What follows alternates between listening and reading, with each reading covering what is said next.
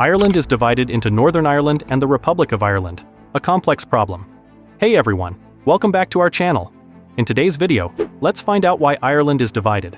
For centuries, Britain ruled over all of Ireland. After the war, the larger portion of Ireland gained independence in 1921. However, a section in the northeast remained under British control as Northern Ireland. Northern Ireland had a majority of Protestants who generally favored the remaining part of the United Kingdom. These Unionists held most of the power in Northern Ireland, while others, known as nationalists, desired a unified Ireland independent of Britain.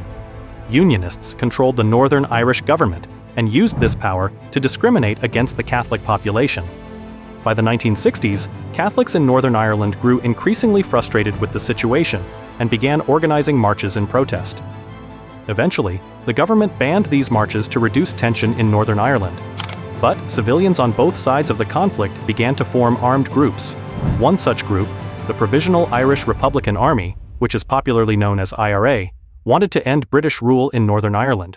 In response, the Ulster Volunteer Force formed, claiming to defend against the IRA and Irish nationalism. This led to an increase in violence, the Battle of the Bogside. Though many Catholics simply wanted equal rights, tensions escalated in the summer of 1969. In Derry, a Protestant march passed by the Catholic neighborhood, known as the Bogside, sparking riots that turned into a larger conflict. Bogside residents created barricades, declaring the area Free Derry. The British government, unwilling to give up territory or accept the IRA's tactics, sent troops to Northern Ireland. This included the elite 1st Battalion Parachute Regiment, trained for intense combat situations. The arrival of these soldiers in Belfast highlighted the seriousness of the conflict and signaled a new, more dangerous phase of the Troubles. The British Army maintained a presence in Northern Ireland to restore order during a long conflict. Protests, violence, and bombings continued throughout this time. In the summer of 1971, the government allowed security forces to enter homes, arresting those suspected of involvement with the IRA without evidence or trial. The British Army, including the Parachute Regiment, conducted a 3-day raid in a Catholic neighborhood of Belfast. On January 30th, 1972, an estimated 10,000 people assembled for the march. The goal was to march through the city and hold a rally. Marchers encountered a barricade set up by the army to keep them out of the city center. After leaders changed the route, some young men broke from the march and clashed with soldiers at the barricade. The soldiers responded with rubber bullets, tear gas, and a water cannon. The riot was mostly over, but the marchers encountered another barricade and were trapped on the street. But the paras were ordered to move in behind the march and arrest rioters. They moved quickly into the crowd, beating protesters and making arrests.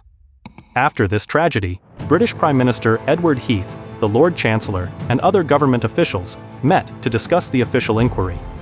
Lord Widgery was selected to lead the inquiry and instructed to produce a report downplaying the events. Heath emphasized the importance of maintaining a positive image of the UK while continuing the current policies in Northern Ireland. Widgery was instructed to limit the scope of the inquiry to the specific events of Bloody Sunday.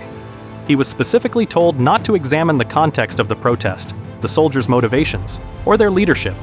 The inquiry's location was deliberately moved from Derry to a town with a primarily pro-UK population. Widgery rushed through the process, completing the investigation in 3 months. His final report, issued in April of 1972, completely ignored soldiers' misconduct. Widgery praised the soldiers' conduct and claimed they had acted in self-defense. He largely ignored the testimony of eyewitnesses that contradicted the soldiers' versions of events, and Widgery didn't even interview the wounded survivors. Ultimately, Widgery concluded that the blame for the deaths lay with the organizers of the protest, who had created the dangerous situation that led to the violence. This initial report, seen by many as a cover-up, worsened the ongoing conflict in Northern Ireland. Eventually, after a peace agreement in 1998, the British government agreed to a new investigation. This investigation took many years and was very expensive.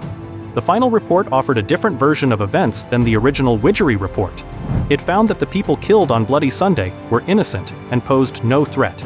It also concluded that the soldiers had lied about what happened and why they fired on the crowd. The British Prime Minister formally apologized for the actions of the soldiers. While the new report brought a long overdue acknowledgement of the truth about Bloody Sunday, the decades of conflict left deep scars. Many people on both sides of the conflict in Northern Ireland suffered terrible losses and injustices. Thanks for watching.